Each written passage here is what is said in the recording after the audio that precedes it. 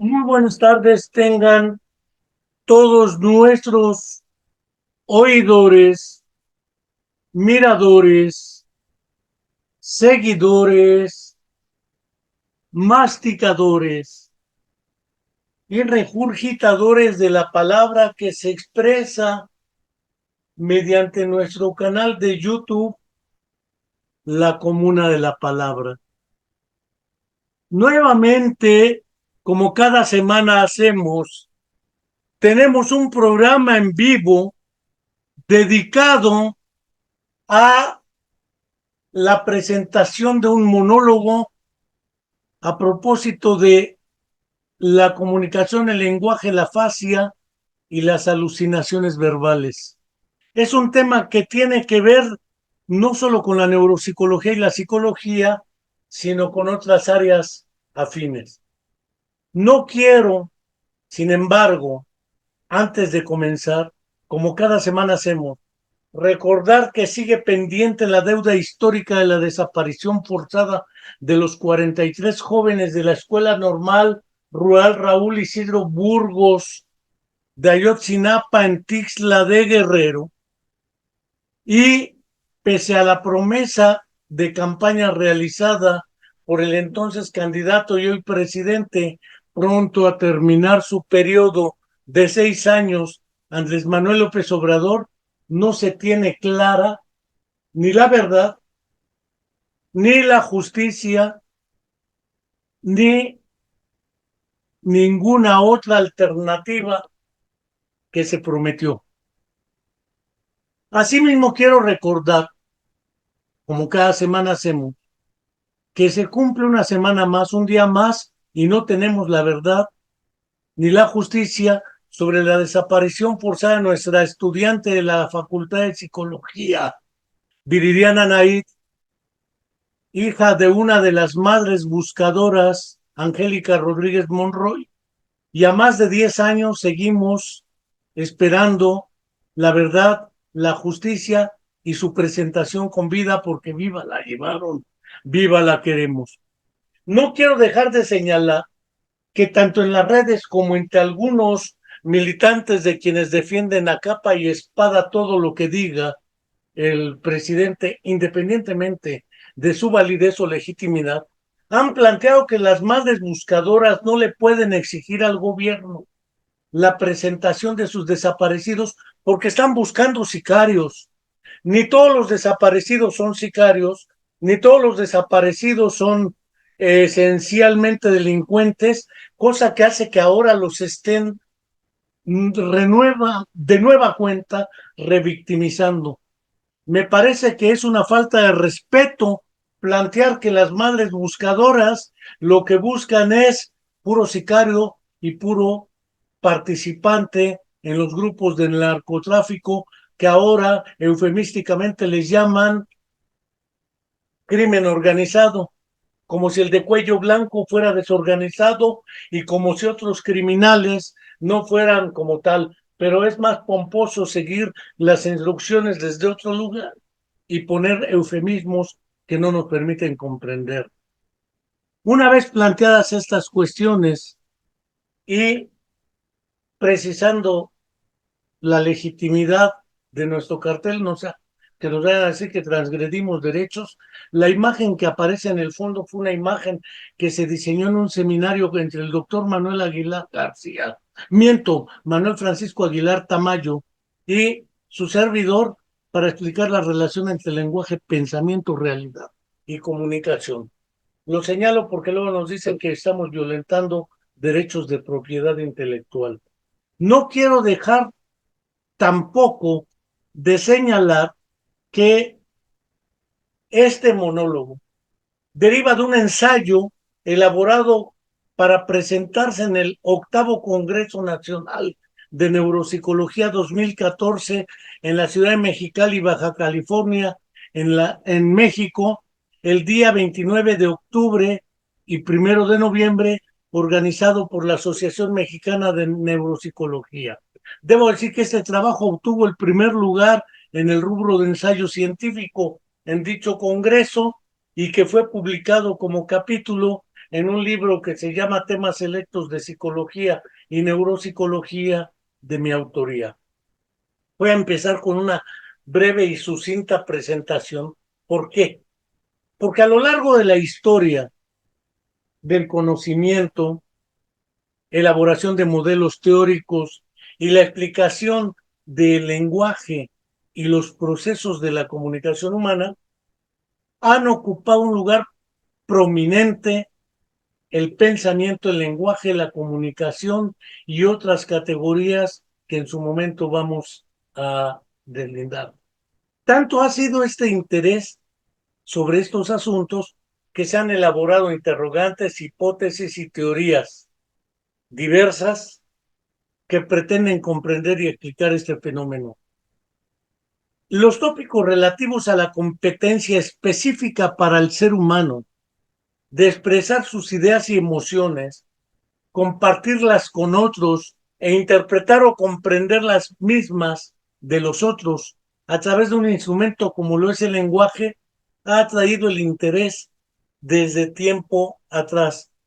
Bástenos señalar, por ejemplo, que desde antes de la invención de la imprenta por Gutenberg hasta esta segunda década del siglo XXI, se han publicado en diferentes lenguas y por millares códigos, pergaminos, libros, artículos de revista, ensayos y comunicaciones resultantes de investigaciones científicas.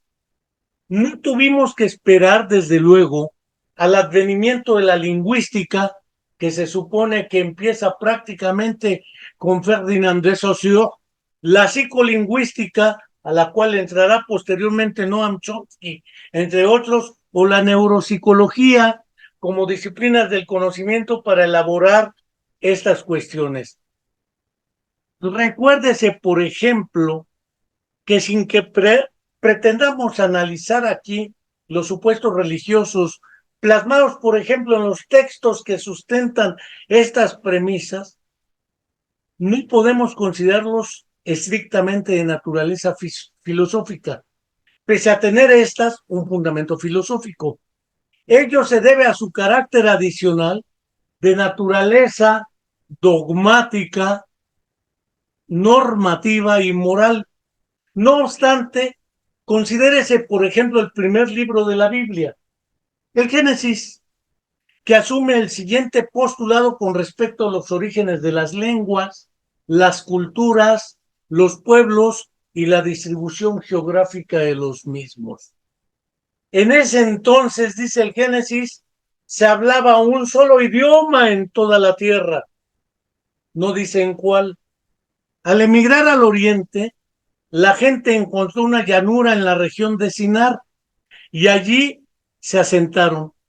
Un día se dijeron unos a otros, así espontáneamente, vamos a hacer ladrillos y a cocerlos en el fuego, como si así surgieran las ideas. Fue así como usaron ladrillos en vez de piedras y asfalto en vez de mezcla.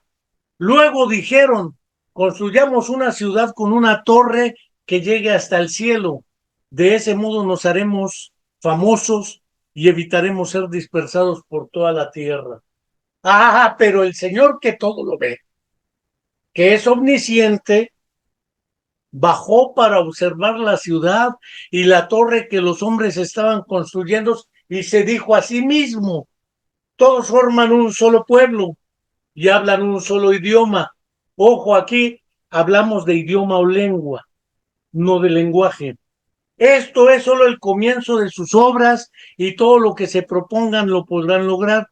Será mejor que bajemos a confundir su idioma para que ya no se entiendan entre ellos mismos.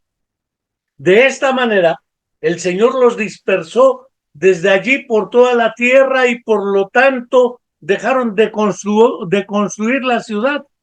Por eso a la ciudad se le llamó Babel, porque fue allí donde el Señor confundió el idioma, le hace la lengua, de toda la gente de la tierra y de donde los dispersó por todo el mundo.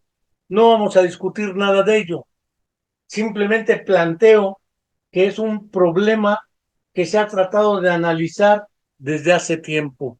Sócrates, Platón y Aristóteles, pero no solamente ellos, pues más tarde se agregarían los trabajos de Agustín de Hipona, alias San Agustín, o Tomás de Aquino, alias Santo Tomás, habiendo pasado por los filósofos árabes Avicena, Averroes, Abenpase e Ibn al-Arabi, desarrollaron sendos trabajos sobre lo que se comenzó a denominar retórica, poética, lógica, hermenéutica y semántica. Esto naturalmente lo han planteado Svetan Todorov, Abu il-Walid ibn Rusad Averroes, Adam Schaff, y hoy se ha adicionado la gramática y la sintáctica gracias a Chomsky, pero hay precedentes en los trabajos, por ejemplo, de Panini a propósito del sánscrito, que plantea Will Stockwell, un experto en lengua de señas y en comunicación entre poblaciones con sordos. En torno a las cuestiones de la competencia para expresar las emociones, así como la competencia para interpretarlas en ausencia de la palabra hablada, ya Charles Darwin hubo elaborado un trabajo muy importante al respecto, y no podemos dejar de señalar a biólogos, etólogos y fisiólogos o antropólogos que han dedicado siglos de investigación en este ámbito. Puedo señalar a William Stockwell, a Adam Schaff, a Jean Chateau, a Peter Gardenfors, Alexei Alexeyevich Leontiev, hijo de Alexei Nikolaevich Leontiev, Alexei Nikolaevich Leontiev, André Leroy Gurhan, Alexander Romanovich Luria, Thomas, Vygotsky, Wilson, entre otros. No omitiremos tampoco la referencia a trabajos de filósofos, etólogos, primatólogos y psicólogos que han explorado los sistemas de comunicación. Como bien sabemos, pues hay diversos textos e investigaciones que lo señalan. Tanto los procesos de comunicación como los de los orígenes, desarrollo, deterioro o disolución del lenguaje como herramienta han ocupado un lugar preponderante en los orígenes y el desarrollo de la neuropsicología, como una rama del conocimiento psicológico. Puede verse, por ejemplo, a Juriaguerra Yekaen, Alfredo Ardila, Juan Enrique Ascuaga, Natalia Bektereva, Sigmund Freud, Henri Ekaen, Jean Dubois, Jean Lermite, Alexander Luria, Luria Iyudovich y muchos más. Quiero destacar aquí que prácticamente todos los trabajos publicados hasta este segundo decenio del siglo XXI, puede observarse un hecho que en este ensayo abordaremos y que además fue omitido, según nuestra opinión, por ello merece analizarse en profundidad. Resulta un hecho casi proverbial que en la amplia mayoría de estos trabajos, orientados neuropsicológicamente, pero no solo en este ámbito del conocimiento, cuando se habla de los orígenes, desarrollo y alteraciones del lenguaje y la comunicación, se piensa exclusivamente en los orígenes, desarrollo y alteraciones del lenguaje y la comunicación reducidas al acto de habla oral. Es decir, se excluyen por omisión los orígenes, desarrollo y alteraciones del lenguaje y la comunicación por señas, en el caso de las personas sordas, gestos, actitudes, posturas o sistemas alternativos y aumentativos de comunicación. Y con este hecho se llega a cometer un error conceptual, considero, grave, sobre nuestras ideas acerca del lenguaje, la comunicación, sus alteraciones y la organización neuropsicológica de los mismos. Más aún, tratándose de la génesis y desarrollo de los procesos psicológicos superiores en personas que desde sus orígenes presentan deficiencias de esta naturaleza, entre otras, pero que involucran los orígenes y el desarrollo del lenguaje y la comunicación, se cometió el mismo error. Tal hecho puede observarse en la comprensión y explicación de esta cuestión en personas con sordera. Nunca he conocido trabajos de afasia en sordos, por ejemplo. No he conocido trabajos de alexia en ciegos, por ejemplo. Mucho menos en ciegos sordos congénitos. Parece ser que como son poblaciones que nos muestran ciertas dificultades en los criterios de inclusión de clase para la investigación, quedan omitidos. Lo mismo pareció suceder por la omisión que solamente puedo señalar. Julián de Ajuriaguerra dedica un trabajo a ello. Ananiev, Yarmolenko, Boris Lomo-Bribecker publicaron un sendo libro sobre la psicología del tacto en tratándose de ciegos. Baez y Cabeza, Deló, García, Francesca Happe y Uta Fritt en el caso del autismo, Helen Keller, Luria y Yudovich en gemelos idénticos, Alexander Mexeriakov trabajando con ciegos sordos, Oliver Sacks, William Stokoe, Vygotsky que trabajó y Blumas y Yarnik lo trabajaron, pero parece ser que están fuera de la órbita contemporánea de citación. Lo mismo pareció suceder con los campos de la psicopatología y la psiquiatría. Pues al abordar los fenómenos de las alteraciones del desarrollo del lenguaje, las alucinaciones, los delirios y las fantasías, dado que también les resultó fenomenológicamente obvio que eran trastornos de la percepción, porque así fue definida la alucinación, percepción sin objeto perceptible. Y en los casos de sordera o ceguera congénitas, se perdió el piso y estos casos se presentaron como atípicos, que es un terminejo que nada explica, pero sí oculta. Quedaron fuera del marco de investigación y la clínica neuropsicológica. Ello se puede leer en Germán Berríos, Lanter y Laura, Oliver Sacks, Wallace, Zeigarnik. Por demás, resulta abusivo considerar los trabajos de Ananiev, Yarmolenko, Lomo, Weiss y Cabeza y Lucich. ¿Quién iba a pensar, por ejemplo, que habría afasia en sordos o alexia en ciegos congénitos o que presentarían alucinaciones verbales o lingüísticas los sordos congénitos o prelingüísticos, pese a no ser auditivas, o más aún en sordiciegos de nacimiento o prelingüísticos? Estos no existen para la neuropsicología hasta ahora. Imaginaron que las personas con sordera congénita o prelingüística no tendrían afasia ni alucinaciones verbales o lingüísticas. Lo mismo las personas con ceguera congénita, pues ellas no presentarían alucinaciones visuales. O tratando de mantener una actitud modesta, supusieron que estas cuestiones eran irrelevantes para la neuropsicología. Hasta aquí quiero plantear el problema. Creo que ello se debe a una debilidad epistemológica, teórica y metodológica de quienes ejercemos la teoría y práctica de neuropsicología. Como todas las baterías neuropsicológicas están hechas para ver y oír, para personas que lo podían hacer y por alguna circunstancia lo pierden, se omitió el proceso inverso, el proceso de construcción o psicogénesis, dijeran Jean Piaget, Henri Vallon, o sociogénesis, dijeran otros.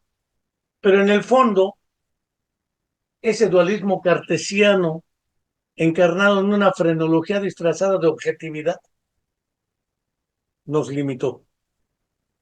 Quienes ejercemos la teoría y práctica de neuropsicología, hemos olvidado no solo por amnesia al sujeto de la actividad psíquica y tratamos con todos los instrumentos tecnológicos y estadísticos habidos de comprender y explicar la actividad psíquica sin sujeto de la actividad, descarnado, dijera Julián de Ajuriaguerra, y descontextualizado. Es decir, tratamos con fantasmas como la afasia, la amnesia, la agnosia, la praxia, la alexia, como los trastornos de memoria, como los trastornos de las funciones ejecutivas, pero la persona se diluye. Este hecho nos lleva a considerar la imperiosa necesidad de recuperar tanto la actividad psíquica del sujeto como al sujeto de la actividad psíquica, como hubiera expresado Abul Janova, dentro del contexto donde vive y se comporta. Porque tenemos claro que no es lo mismo en la Sierra Tarahumara que en la región de Guatemala y Chiapas o en Perú, Bolivia, Brasil. Sin embargo, el contexto no cuenta. Esta unidad dialéctica no es otra que aquella que Luria hubiese considerado como el objeto de la neuropsicología romántica y que posteriormente Oliver Sacks hubo desarrollado magistralmente a lo largo de su obra y su práctica. Pues bien, por lo que apenas he esbozado, no pretendo exponer resultados de investigación con todos los santos óleos de la metodología experimental sugeridos por la APA. No.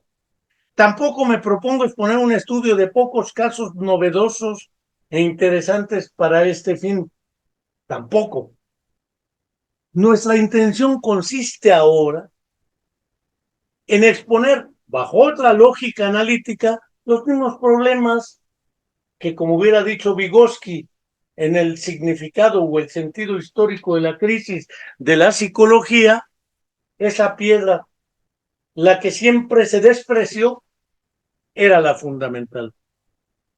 Conviene decir, para cerrar este primer apartado, que el físico Stephen Hawking, en su breve historia autobiográfica, dedica un segmento importante del análisis sobre el desarrollo de la física y las matemáticas a la cuestión de la singularidad en la ciencia. Particularmente al respecto, argumenta que el sueño dorado del positivismo, la predictibilidad y la generalización hoy resulta insostenible en el desarrollo del conocimiento científico. Y ello se debe a que la piedra que siempre se despreció en aras de multitudinarios datos estadísticamente significativos era la del conjunto de singularidades que, no teniendo significación estadística, han ido minando la supuesta fortaleza que poseía. Quiero entonces señalar una segunda aproximación. Siempre que los seres humanos hemos sido atrapados por la necesidad y el deseo de conservar algunos momentos o fragmentos de la historia colectiva o personal, o siempre que sueña uno con atrapar algunos instantes del tiempo para guardarlos y después arrojarlos como cantos de pájaros a la eternidad, léase la escritura y el acto mismo de escribir se instituyeron como medios de preservación. No voy a decir en verdad, os digo. Sin embargo, como bien sabemos, no siempre ha existido la escritura como sistema de representación de lo real y como sistema de conservación a lo largo del tiempo de la experiencia humana. Existen registros documentados que sugieren la invención de la escritura hace tan solo 5,000 años o 6,000. Y antes, las pinturas rupestres mostraron la existencia de la experiencia simbólica, es decir, 3,000 o 4,000 años antes de nuestra era, apenas se registra la existencia de escrituras cuneiformes. Tales referencias datan en Mesopotamia, hoy Irak, Siria y Palestina, con una cuna considerada como originaria. Asimismo, algunos cientos de miles de años nos separan del momento en el cual se considera que ya se podían comunicar los miembros de nuestros precursores con lo que hoy consideramos como protolenguaje. Naturalmente, hablar de Spirkin es inviable. Este evento lo datan en la época del Homo erectus, hace poco más o menos 500,000 años. Jean Chateau, André Leroy-Gourhan y Spirkin. A partir de este par de eventos, la lengua hablada y la escritura, manifiestos en una dimensión temporal y distanciada una del otro, la transmisión de la experiencia mediante los mecanismos de una comunicación, primero gestual, manual y actitudinal, y finalmente oral, encuadró el intercambio de experiencias y vivencias a las relaciones vis a vis, face to face, cara a cara. André Leroy-Gourhan dedica un libro en 2 tomos que se llama El gesto y la palabra. En francés no está traducido al castellano, pero el papel del gesto, la actitud, la postura y las cargas tonales y las marcas extralingüísticas encadenaron la transmisión de la persona a través de la palabra sonora y en muchos casos agramatical a las relaciones, dijera Luria, sin prácticas. Solamente con la creación de la palabra escrita pudimos descontextualizar francamente la comunicación para dotarla de un sentido, también dijera Luria, sin semántico. Hago esta cuestión aquí clara por una razón. Si uno viera un documental casi que es película franco-canadiense que se llama La Guerra del Fuego, verá que la comunicación preexiste a la existencia del lenguaje. Y cuando los neuropsicólogos evaluamos, no evaluamos las estrategias de comunicación, es más, le decimos, no le des ayuda. Pero el gesto puede ayudar a alguien que tiene una anomia, que no encuentra la palabra y la tiene en la punta de la lengua. Si con un gesto le ayudo a que la encuentre, quiere decir que la intervención terapéutica puede ayudarle a buscar otras estrategias de compensación para resolver las dificultades. Pero no evaluamos estos elementos. Puedo señalar otras referencias, pero como podemos inferir, si seguimos el hilo de las ideas que presentamos, los actos de comunicación, desde sus orígenes filo y ontogenéticos, exigen de parte de quienes participan del hecho comunicacional un conjunto de competencias cognitivas, afectivas y conativas sustentadas en el desarrollo de una corticalización o una coordinación cerebral corticalizada. Un sistema sensoriomotriz, por ejemplo, capaz de asegurar la coordinación entre los procesos sensoriales y motrices.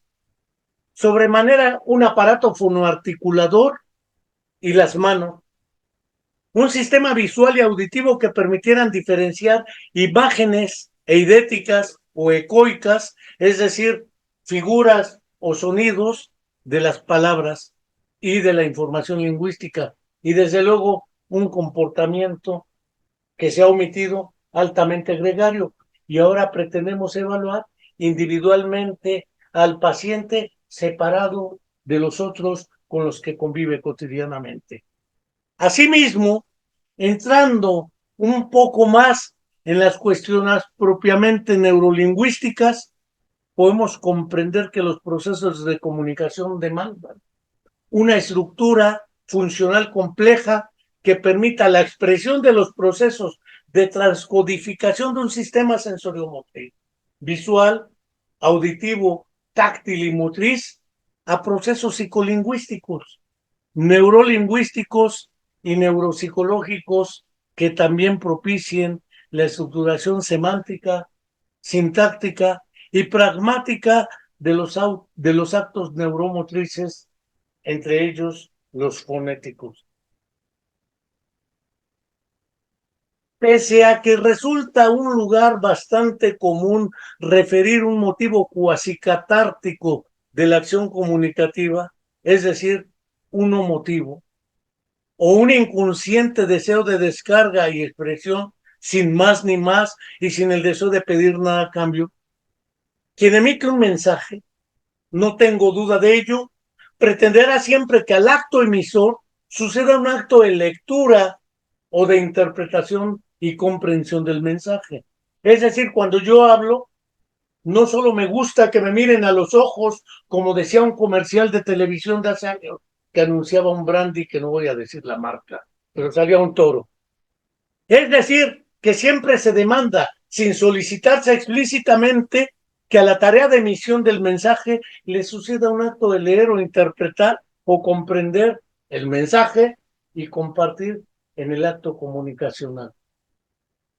Dicho sea, la acción comunicativa es posible, de otro modo sería incomprensible e inexplicable debido a la presencia de un lenguaje interior, dijera Vygotsky, que nos permite estrictamente hablando, más que hablar con nosotros mismos cuando no estamos hablando con nosotros, transcodificar pensamiento en lenguaje y viceversa.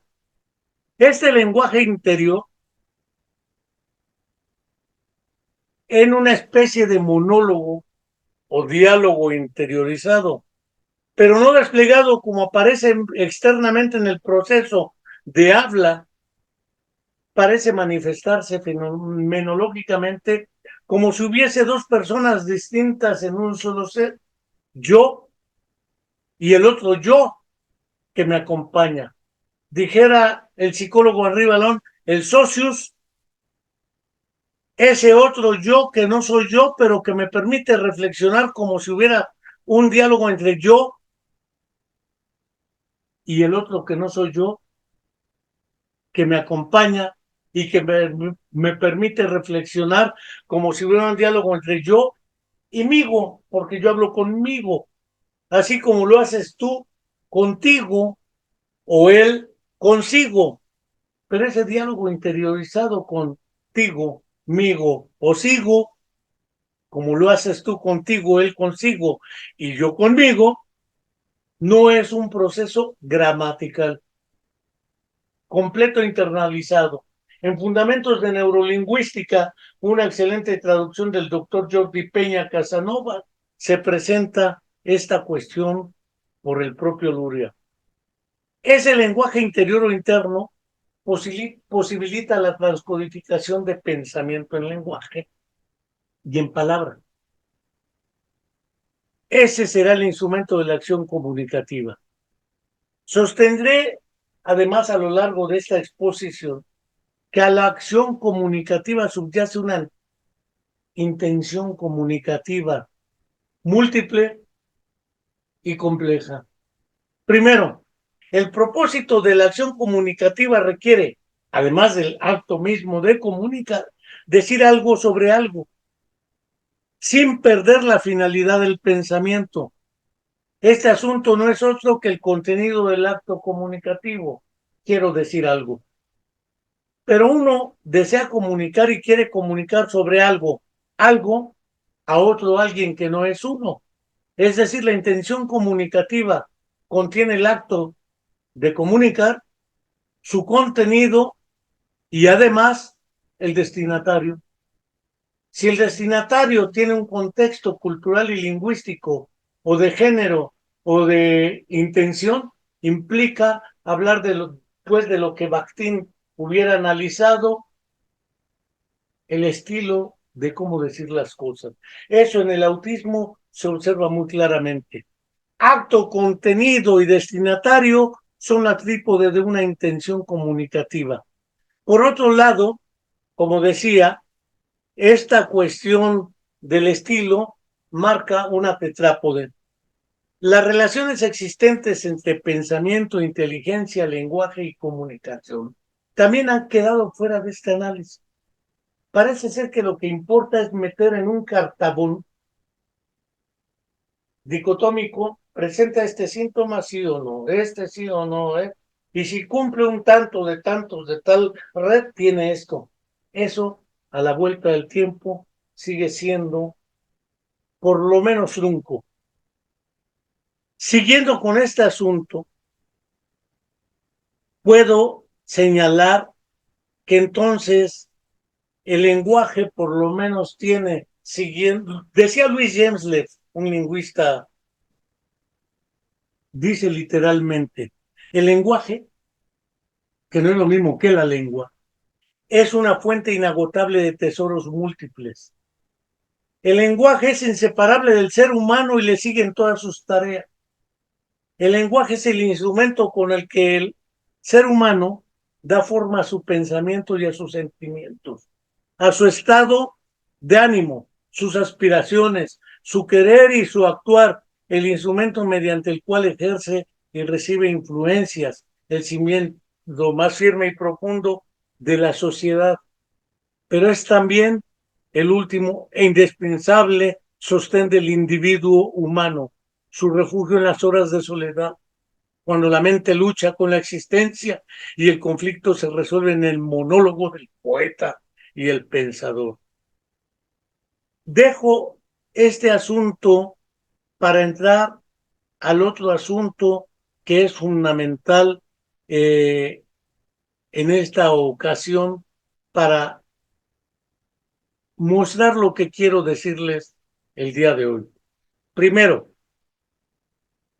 como ya hemos reconocido a lo largo de la historia de la neuropsicología, el concepto de afasia fue acuñado para referir el conjunto de alteraciones del lenguaje oral, sea expresivo o impresivo, como consecuencia de daños en ciertas estructuras del cerebro. Así lo definen, por ejemplo, Alfredo Ardila y Mónica Rosselli, Cain y Dubois y otros.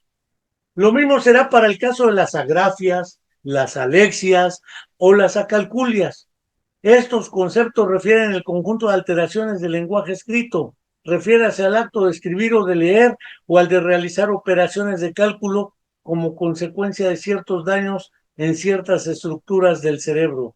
Alfredo Ardila y Mónica Rosselli.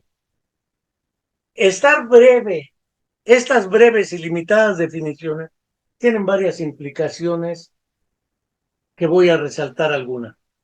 En primera instancia, el hecho de utilizar el término de alteraciones implica necesariamente que tales competencias deben existir para poder alterarse.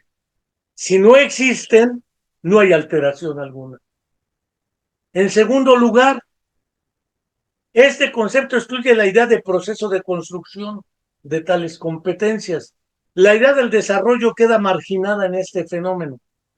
Ergo, la persona debe ser adulta, alfabetizada, si no, no habría alexia, y no presentar problema sensorial alguno, porque si se le imputa el problema sensorial, entonces ya no es afasia, ya no es alexia, ya no es acalculia, etcétera.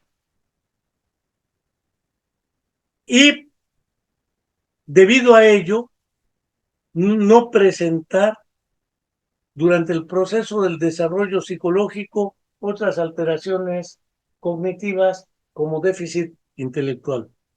Por otro lado, la idea oral del lenguaje excluye por principio los lenguajes por señas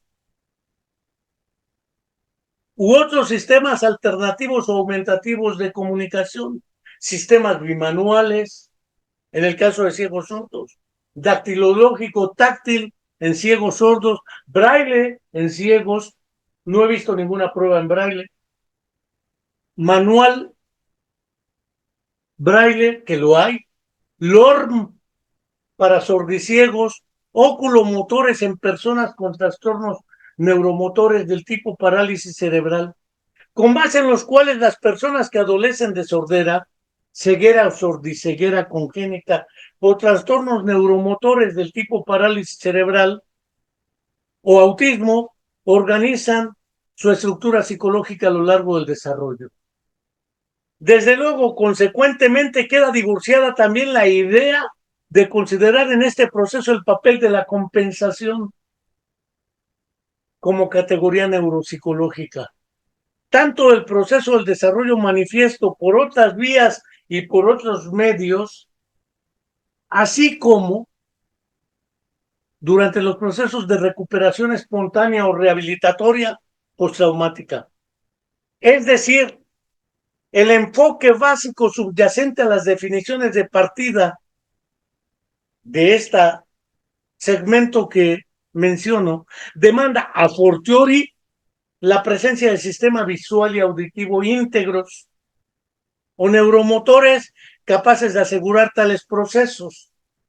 Figura compleja del rey, Bender, rompecabezas, cubos de Koch, lo que gusten y manden. Y para las pruebas del lenguaje, pues ya ni digo. En caso de presencia de daños al encéfalo en las estructuras correspondientes. De la misma manera requiere ineluctablemente un sistema lingüístico oral. De otro modo es incomprensible la descripción clínica de los síndromes neuropsicológicos correspondientes. Sigo. Empero la realidad es más terca que una mula y nos presenta lo que Luria en 1973 define como experimentos naturales en la edición argentina de El hombre con su mundo destrozado, que contraviene los dogmas derivados de cegueras epistemológicas, o dijera Oliver Sacks, escotomas ideológicos. Consecuentemente, debemos revisar nuestros enfoques y replantear las estrategias de aproximación.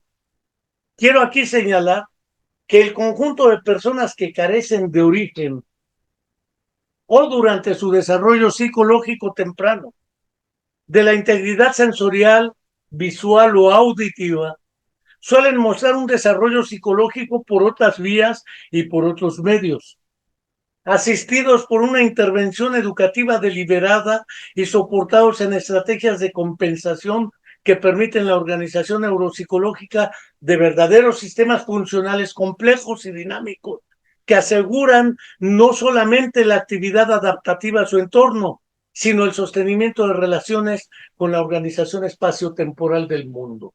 ¿Qué quiero decir con esto? Que las exigencias socioculturales que le circundan y la dinámica de relaciones con sus semejantes a través de verdaderos lenguajes o sistemas de comunicación oral existen también, pero han escapado a esta ceguera epistemológica. La organización espaciotemporal del mundo es percibida usualmente por la actividad sensoperceptiva a distancia, la visión y la audición o el olfato. Ahora con la pandemia, la anosmia o pasó a la cúspide del reconocimiento como un problema. Debe ahora ser asimilada por órganos de contacto, por ejemplo, el tacto. Un ciego que utiliza un bastón blanco no utiliza el bastón blanco para que la gente lo vea y diga, ah, ahí va el ciego.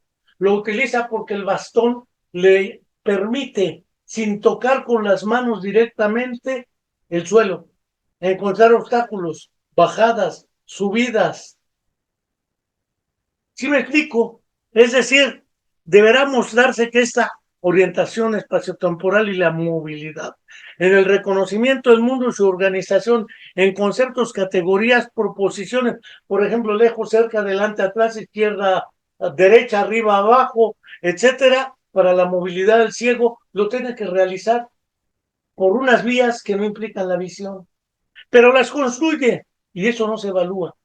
Y también suelen tener algunos de ellos eventos vasculares cerebrales ya adultos, traumas de cráneo, algunos envejecen y tienen deterioros cognitivos mayores, ahora llamadas demenciaciones o procesos demenciales, y resulta que no somos competentes para evaluarlos.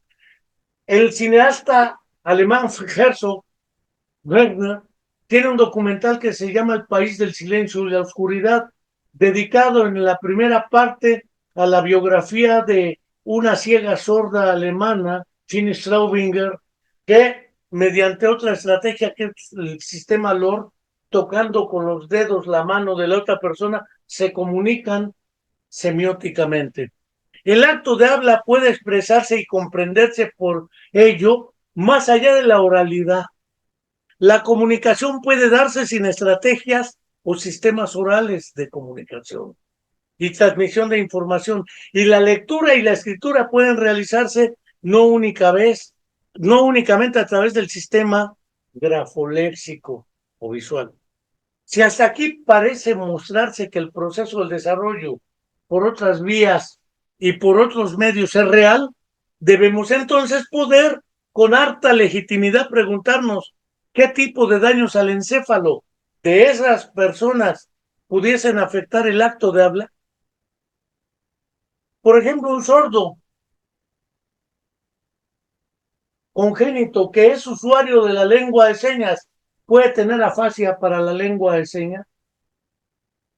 Se han reportado casos donde algunos pierden la habilidad de señar, es decir, pierden la habilidad de expresar con señas, y otros pierden la habilidad de comprender las señas visualmente. Pero nadie decía que el lenguaje se ve también. Eso lo analiza Oliver Sacks en su libro Veo una voz. Desde los trabajos clásicos de Broca y Wernicke, por ejemplo, 1861 y 1874, así como las ideas de Jackson Huggins, 1870, hace ya más de un siglo, prácticamente siglo y medio, se ha considerado casi un dogma la premisa diferencial en la organización funcional encefálica. En virtud de ello, se ha aceptado como inapelable la tesis de la organización cerebral asimétrica. Se ha supuesto que el hemisferio izquierdo del cerebro está especializado en tareas analíticas, lógicas y fundamentalmente en el análisis de los aspectos léxico-gramaticales del lenguaje. De modo que la expresión y la comprensión del lenguaje están bajo la responsabilidad del hemisferio izquierdo. Por su lado, también se asume bajo este dogma que el hemisferio cerebral derecho es responsable de tareas complementarias o adicionales. Se habla de la atribución de responsabilidades sobre funciones visoespaciales. Pero ¿qué pasa con los zurdos? Zurdos ciegos, zurdos sordos y zurdos sordiciegos. Parece ser que se nos vuelve a perder el piso. Como Stokoe y Sachs han señalado, los lenguajes por señas y los sistemas alternativos o aumentativos de comunicación, que ya referí, Lorne, Manual y otros, Braille, por su naturaleza manual y táctil, deben ser también comprendidos y explicados en su organización. Y si un ciego se vuelve aléxico para el braille, quiere decir que pierde la habilidad de comprender al tacto mensajes estructurados lingüísticamente. Pero ¿quién decía que los dedos permitirían leer cuando no se encuentran en las áreas 17, 18 y 19, según el mapa de Brodmann, en el óvulo occipital responsable de ver? Por eso, decir que el cerebro lee, escribe o imagina, me parece otra cuestión que tendríamos que revisar. Según refiere Oliver Sacks, los estudios de Úrsula Bellucci confirman un hecho que pareciera ser determinante en este asunto, que el hemisferio izquierdo del cerebro es esencial para la realización de las tareas relacionadas con los lenguajes por señas. Pero aún más, en el plano neuropsicológico, la seña es un lenguaje, dado que el cerebro la aborda como lenguaje y no como praxia, aunque sea más visual que auditiva y aunque se organice espacial más que secuencialmente. Dicho de otra manera, mientras un sordo congénito que tiene afasia para expresar por señas las ideas no es apráxico, curiosamente, porque no es un problema de praxias, no es un problema motor, es un problema lingüístico. Estos hechos nos permiten, dice Sachs, considerar que del espacio topográfico, adelante, atrás, izquierda, derecha y demás, circundante está el espacio postural en el que me comporto. Un ciego organiza el espacio para desplazarse en él. Si le cambian porque no se ve bonito para el que le arregla la casa o porque no le gusta al que arregla la casa, como la organizó el ciego, le está desplazando el espacio postural, que es más que el espacio circundante. Al decir de Sachs, es como si en los que hablan por señas, el hemisferio izquierdo se apoderara de un campo de percepción espacio visual, lo modificase, lo afinase de un modo extraordinario y le daría un carácter nuevo. sumamente analítico y abstracto. En el caso de las personas con autismo suceden cosas muy similares. Lo que recién he expuesto nos permite además considerar que la plasticidad cerebral es la que posibilita estas reorganizaciones para asegurar por otras vías y por otros medios el éxito de los procesos adaptativos del ser humano a las exigencias socioculturales. Como es dable pensar, las lesiones izquierdas del cerebro anterior y posterior se expresan con dos tipos de alteraciones afásicas.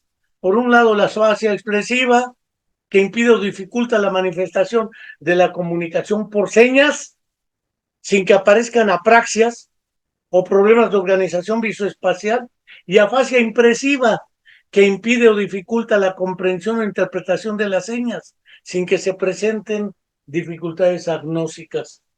En virtud de estos datos y argumentos, nos es dable considerar que para los otros sistemas de representación en la sordiceguera o en la ceguera o en los trastornos neuromotores, parálisis cerebral, siempre que se trate de sistemas de lenguajes o comunicación, estos serán tratados como lenguajes por el cerebro y no como información sensorial.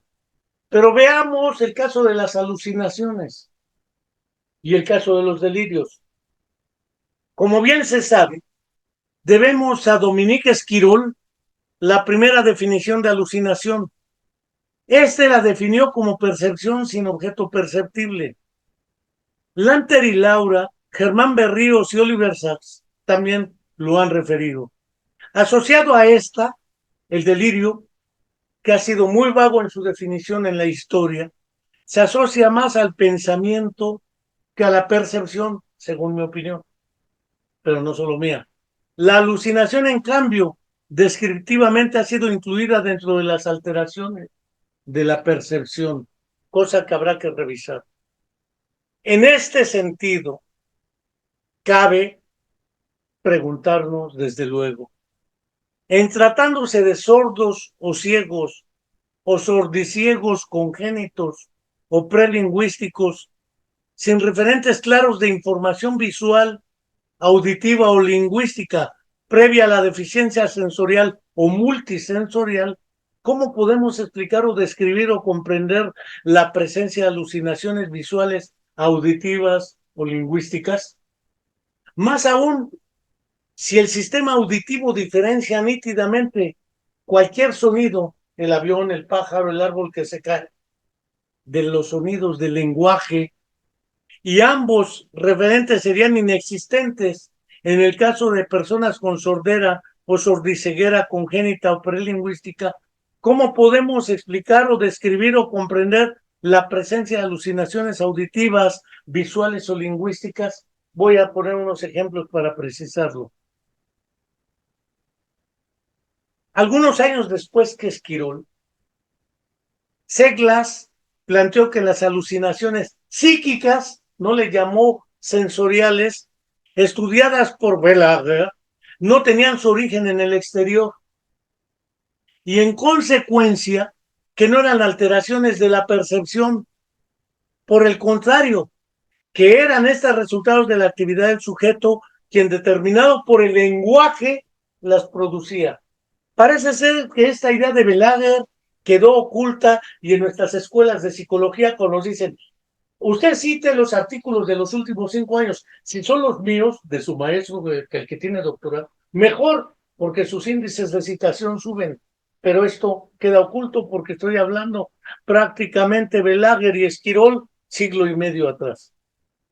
Es imprescindible aquí, además, considerar que no solo si la sordera o sordiceguera es congénita o prelingüística en la persona que la adolece, asimismo, y no menos relevante, es necesario tomar en cuenta si las personas con sordera o sordiceguera congénita o prelingüística son usuarios competentes de algún lenguaje por señas o del sistema LOR o bimanual. De otro modo, sería demasiado aventurado suponer que se pueden alucinar señas o presiones digitales o manuales como Lucich en 2011 reportó un paciente que llegaba y decía, es que veo unas manos que me ordenan hacer estas cosas con delirio. Era una alucinación visual, porque él veía una mano. Pero lo que veía no era información visual, era lingüística. Esta idea de Belanger y Lussich ha sido desconocida o ignorada.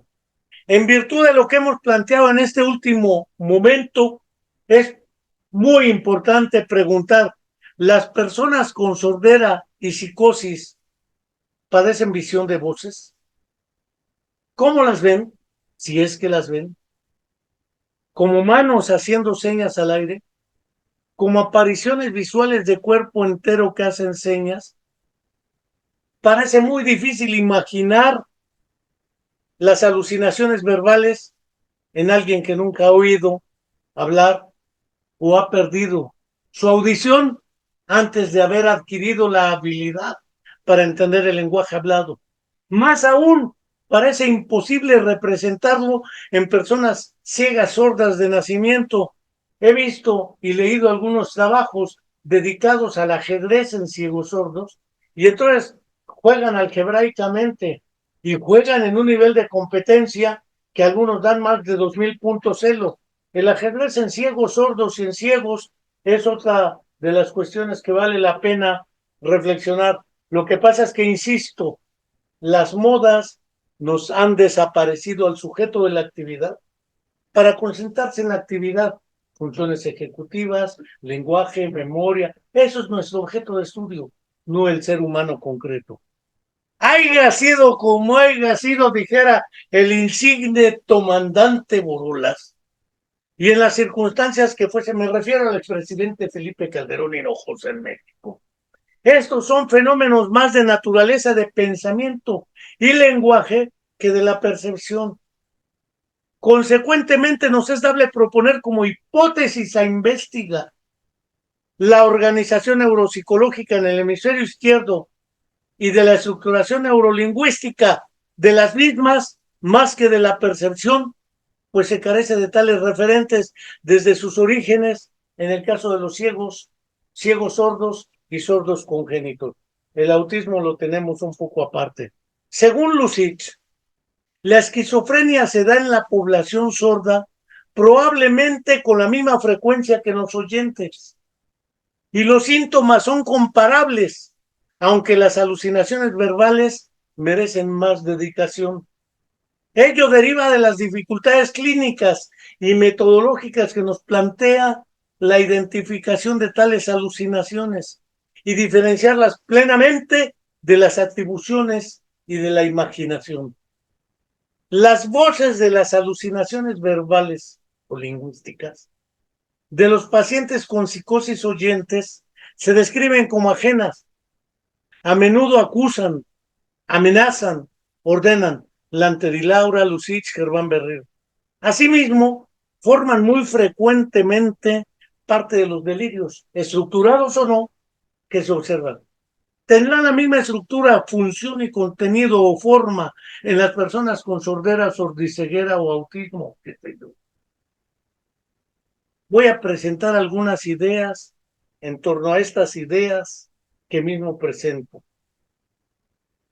Como puede reconocerse, más que certezas y respuestas contundentes e inobjetables a las preguntas que han guiado esta exposición, aparecen como muy pertinentes y sólidas las preguntas y dudas que nos asaltan y han escapado a la práctica de la neuropsicología. Por ello es que voy a plantear que en futuras investigaciones debieran incluirse sectores de población con daños encefálicos que produzcan síndromes neuropsicológicos de carácter afásico, aléxico o discalcúlico, y además debe realizarse el seguimiento de personas con estos trastornos sensoriales o multisensoriales y con esquizofrenia o psicosis, porque el criterio de diagnóstico implica excluir las alteraciones de la sensoriomotriz. Bajo otro ángulo analítico, debe elaborarse una estrategia metodológica que nos provea de esa información de manera confiable. no solamente de manera casuística. Y responder, según mi opinión, a estas preguntas. ¿Cuál es la organización neuropsicológica de los procesos psicológicos superiores en estos sectores de población a lo largo de su desarrollo por otras vías y por otros medios?